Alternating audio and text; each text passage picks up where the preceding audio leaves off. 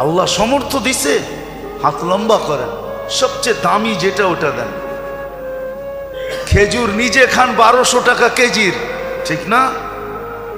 1200 টাকা কেজির খেজুর নিজে খান, সৎকার হিসাব করতে, ফেতরার হিসাব করতে আসা 100 টাকা দামের খেজুরের হিসাব করেন, ঠিক না? রাগ হয় না কিন্তু নিজেকে নিজে প্রশ্ন করেন যে আমি কি করলাম।